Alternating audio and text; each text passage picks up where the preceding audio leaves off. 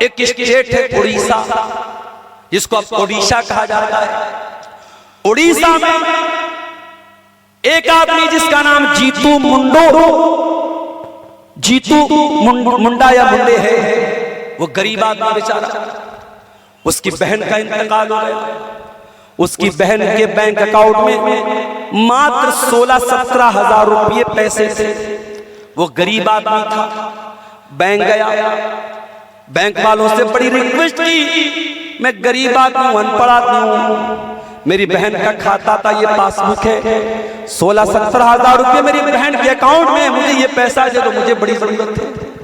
Bank वालों ने कहा, जब तक आप अपनी बहन के मरने का सबूत नहीं लाएंगे, जब तक आप डेथ सर्टिफिकेट नहीं लाएंगे, जब तक आप मृत्यु प्रमाण पत्र नहीं लाएंगे, हम आपको ये पैसा नहीं दे सकते। जीतू मुंडा नाम का वो गरीब आदमी, अनपढ़ आदमी बेचारा, वो कहां से लाता डेथ सर्टिफिकेट? बैंक का चक्कर लगाते लगाते थक जाता है और आखिर में मजबूर होकर के अपनी बहन की कब्र खोदता है और अपनी बहन की लाश का जो कंकाल होता है, वो कंकाल अपने कंधे पर लाद करके बैंक में लाता है और बैंक वालों से कहता है, वो बैंक वालों, ये मेरी बहन की लाश, ये मेरी बहन का कंकाल है, अब तो मुझे मेरे 17,000 लौटा दो।